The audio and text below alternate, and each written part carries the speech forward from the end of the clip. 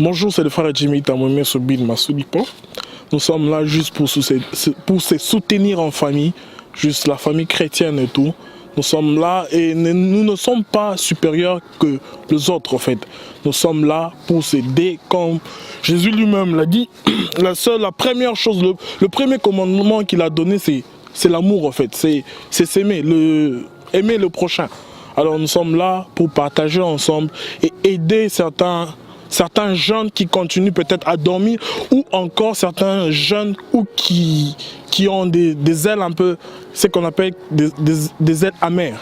Alors nous sommes là pour partager ensemble et se donner, se fortifier, se donner courage pour continuer à être fort dans ce monde.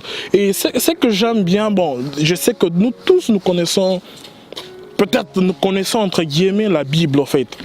Entre guillemets la Bible, mais je voudrais un peu partager de ma connaissance en fait, ce que j'ai de ma connaissance, les petits que j'ai de ma connaissance et le partager aussi à des frères qui vont nous suivre dans cette émission de jeunes. Et peut-être que ça va aider et ça va changer beaucoup de jeunes. Alors je voulais juste partager une petite partie de ma vie spirituelle.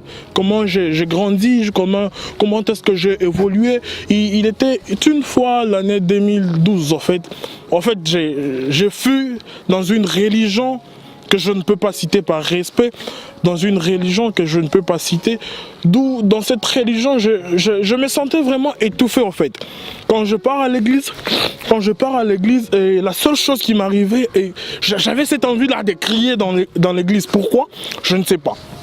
Et à chaque fois que je rentrais à la maison, je faisais des veillées personnelles. J'ai prié, je pleurais. Et la tante, j'ai une tante où j'ai grandi, elle m'a fait grandir.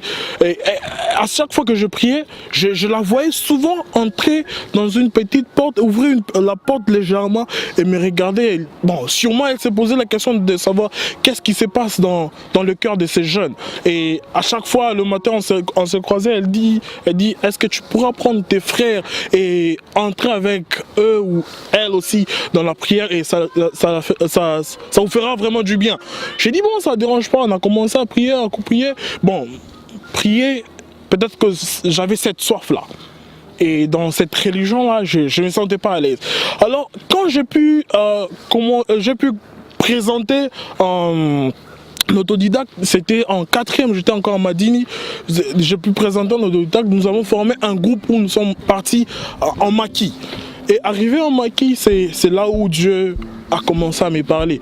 Il m'a parlé une fois, et une fois là, c'était, nous avons fait 4 jours de prière, et la dernière fois là, c'était la 4e journée en fait. Nous étions vraiment KO, nous étions en chant et prière. Dieu a commencé à me parler. Et qu'est-ce qui me fait mal en fait? Même pas faire, qu'est-ce qui me fait mal? Qu'est-ce qui me touche en fait? Dieu a commencé d'abord à me donner l'origine, d'où je viens. Et il a commencé à me donner les objectifs. Il m'a commencé à me donner ce qu'il a mis en moi. Et tout cela, c'était un peu, je me disais, est-ce que si réellement celle qui est en train de me prophétiser, en fait, celle qui est en train de parler de la part de Dieu, peut faire ça, est-ce que je ne pourrais pas être capable de le faire?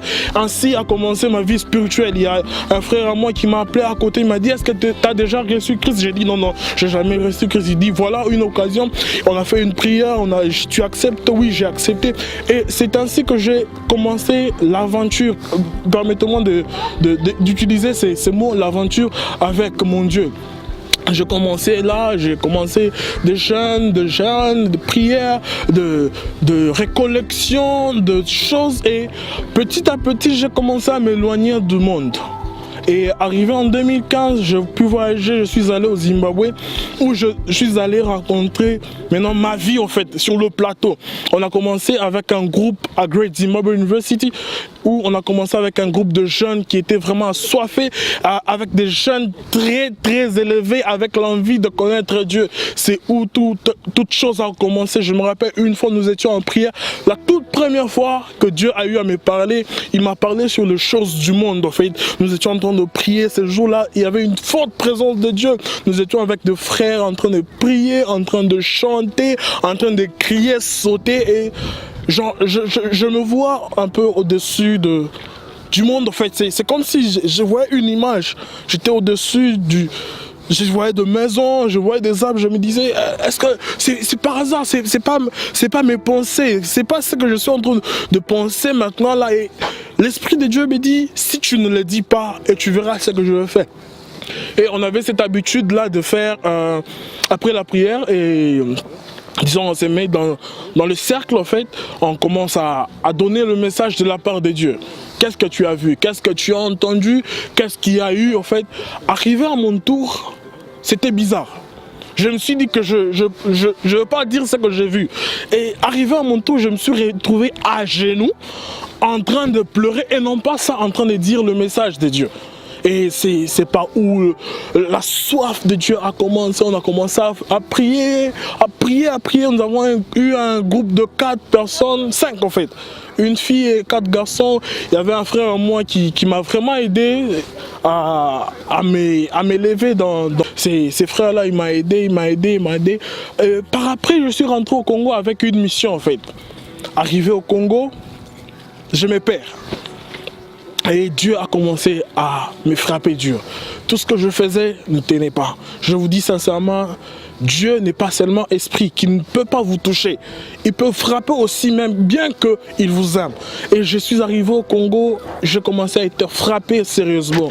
Tout ce que je faisais ne tenait pas. Tout ce que je faisais ne tenait pas. Et j'ai vite compris qu'il y a ce verset-là, le psaume 91, qui dit c'est celui qui est sous l'ombre celui qui est sous l'ombre, sous l'abri du Très-Haut, se repose sous l'ombre du Tout-Puissant.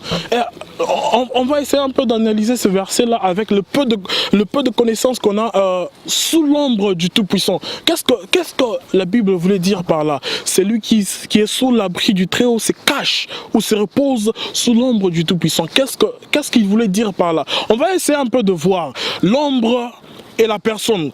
Vous vous rendez compte que lorsque vous vous tenez, en fait, lorsque vous tenez debout et vous regardez votre ombre est toujours liée à votre personne.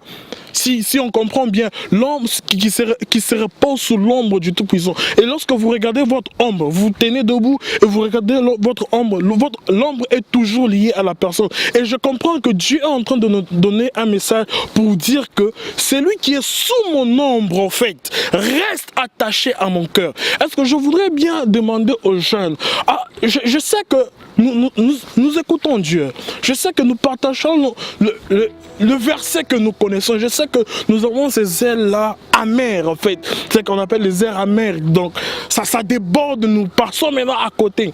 Est-ce que nous ne pouvons pas rester avec cette soif, la même soif que nous avons eue hier, de connaître Dieu dans la présence de Dieu? Est-ce que nous pourrions arrêter une fois de commencer à écouter Biyoka Yoka? Est-ce que nous pouvons arrêter à dire ce pasteur-là a des fétiches? Est-ce que nous pouvons arrêter à dire n'importe quoi sur des pasteurs? Est-ce que nous pouvons arrêter d'aller à chaque fois dans de petits coins avec des amis, commencer à critiquer? Est-ce que tu as vu ce pasteur-là? Il a fait un miracle là. Est-ce que tu as vu ce jeune-là? Est-ce que nous pouvons arrêter là et se baser maintenant sur la mission que Dieu nous a donnée? Je vous dis sincèrement, quand je suis rentré au pays en 2015, en 2016, Dieu a commencé à me frapper. Tout ce que je faisais, ça tenait pas en fait. J'ai repris encore ma vie. J'ai dit, Seigneur Jésus, mon ami, celui qui m'a réveillé dans l'esprit, me disait toujours, à chaque fois que tu tombes, tu seras la dernière personne à te rendre compte que tu es en train de tomber. Tout le monde peut te dire, attention Jimmy, tu es en train de tomber, attention Jimmy, tu es en train de tomber. Mais tu seras la toute dernière personne à te rendre compte que tu es tombé. Alors, j'ai commencé à me rendre compte que j'étais en train de tomber. Et par après, j'ai commencé à reprendre la vie spirituelle encore, je me disais pourquoi Seigneur, un pied dehors, un pied dedans, un pied dehors, un pied dedans. Quand je dis un pied dehors, cela ne veut pas dire que je suis dans le monde. En fait, j'arrête en fait cette habitude, cet amour que j'ai avec mon Dieu, en train de prier dans les secrets. J'arrête toutes ces habitudes-là et je me mets dans mon coin en fait, je me mets dans la distraction. Je ne fais rien, je suis dans le jeu, je suis dans le causerie avec des amis. En fait, Dieu n'est pas contre tout cela. Ce que Dieu veut, c'est lui mettre d'abord dans la première place. Dans la première place, dans la classe numéro 1. C'est ce que Dieu veut. Et par après cela, j'ai repris et Dieu qui a été envoyé pour me coacher, il a commencé à me coacher et par après cela, les gens commençaient à m'appeler adorateur vital, les gens commençaient à m'appeler Jimmy Fire, les gens commençaient à m'appeler intercesseur brutal au fait. Et j'ai appris quelque chose avec l'Éternel. Quand vous entrez dans sa présence, il n'aime pas que vous sortez. Et je sais à combien plus fort que le monde nous attire, le belles femmes, le belles voitures, le belles choses en fait, ça nous attire dans le monde. Mais nous ne pouvons pas mixer ces choses-là avec Dieu. Est-ce que nous pouvons arrêter une fois et se tenir debout et se rendre compte que Dieu existe? Si nous le faisons, nous allons vivre des miracles de la part de Dieu. Nous allons vivre des prodiges de la part de Dieu. Nous voulons cette jeunesse. Quand je parle de jeunesse, je peux même parler de ma génération en fait. Cette génération même puisse maintenant s'envoler. On n'a plus besoin de commencer toujours à écouter. J'ai entendu. Il y a une chanson qui j'ai pas une jolie voix, j'ai pas une belle voix. Le titre, je crois, c'est Elia. Et Elia, dans cette chanson, il dit « Epa yabasusu ». La chanson dit quelque chose. « Epa yabasusu osali ya minene ». Ebongo ngai. « Epa yabasusu osali ya kokamwa ». Ebongo ngai. Est-ce que nous pouvons arrêter de vivre les dieux de Jacob? Le Dieu de Chancel, le Dieu de Chance, le Dieu de Jimmy. Est-ce que nous ne pouvons pas vivre les dieux de moi-même? C'est lui que je pars rencontrer dans ma chambre, dans le secret. Ou quand je sors et on me dit fais attention là, tu diras non. C'est moi de dire attention à celui qui m'attend. Pourquoi? Parce que je connais un Dieu dans le secret qui me guide partout. Où le Dieu dit je serai avec toi. Où le Dieu est en train de dire quelque chose qui te fait du bien, qui te fait pas peur au fait. Lorsque tu te retrouves devant des dangers, tu te dis, danger, attention, il y a quelqu'un derrière moi. Alors cette fille-là, il y a eu l'homme de Dieu qui a commencé à me coacher. Par après cela, je suis venu aux États-Unis. Dieu nous envoie avec une mission jeune. Je sais que Dieu nous envoie avec une mission sur cette terre. Je sais que c'est dur. Mais une seule chose, il y a une seule chose qui peut nous aider. La parole. La vie, c'est la seule vie que nous pouvons mener. La parole, je sais, la parole. Je sais que beaucoup de gens se disent, est-ce que, Oumoya, tu connais toute la Bible? Non, on ne connaît pas la Bible. Connaissons quand même ce qui se passe, ce que Dieu a dit. Arrêtons de vivre selon les ondits. Arrêtons de vivre selon le pasteur. Vivons selon la Bible. Et si nous vivons selon la Bible, je vous dis, je vous garantis, votre vie future paiera. Et vous allez voir tout ce que vous allez faire tenira. Et tout ce que vous allez commencer à voir, on vous dira que ce jeune a tenu certains trucs dans le secret. Mais ça ne sera pas ça. La seule chose que toi tu vas savoir, que tu as Dieu, en se basant sur la Bible, en se basant sur la parole, qui est Jésus même. Vivez la sanctification, pardonnez, toujours. La Bible dit prier sans cesse. Chacun de nous prend cela avec diverses révélations. Priez sans cesse. Le paradis, Dieu pourra venir une minute après que je puisse parler. Et la Bible dit aussi, le premier seront le premier seront le dernier seront le premier. Et si je m'agenouillais là maintenant, si je m'agenouillais là maintenant, si je m'agenouillais là maintenant et que j'étais un pécheur, et je m'agenouille, je dis Seigneur, pardonne-moi. Je dis Seigneur, pardonne-moi pour le péché que je viens de commettre, pour ma vie pécheresse que je suis, pour la vie que j'ai pu mener avec ce monde. Croyez-vous, une minute après ça, si Dieu revenait, croyez-vous que je ne serais pas au paradis? À combien plus fort, toi, tu es chaque fois en train de vivre, en train de respirer, en train de proclamer la parole de Dieu. C'est que tu es la peur de l'apôtre Paul. Il avait peur de donner l'évangile, la bonne nouvelle. Alors c'est là, il avait peur de donner la bonne nouvelle par après aller où ça dans l'enfer. L'apôtre Paul, il avait peur de donner la bonne nouvelle et se retrouver en enfer un jour. Le jour où Christ viendra. Alors à chaque fois il disait, frère, priez pour moi, frère, priez pour moi. Alors prions sans cesse. Prions sans cesse. Continuons à se baser sur la parole qui est Jésus. Alors tout cela, nous le faisons bien sûr. Nous le faisons bien. Mais nous devons avoir un exemple qui est Jésus. Alors nous avons fini. Je voulais juste passer ces petits messages. Mais le peu que je connais, je ne sais pas que je connais, mais je ne connais pas, non. Le peu que j'ai appris chez celui qui m'a envoyé, je le partage. Si toi aussi tu as quelque chose à partager, tu peux le partager, on va aussi apprendre. On est en fait le corps du Christ. Waouh, ça me fait du bien. Le corps sans les oreilles, sans les oreilles en fait, ce corps-là ne va plus entendre.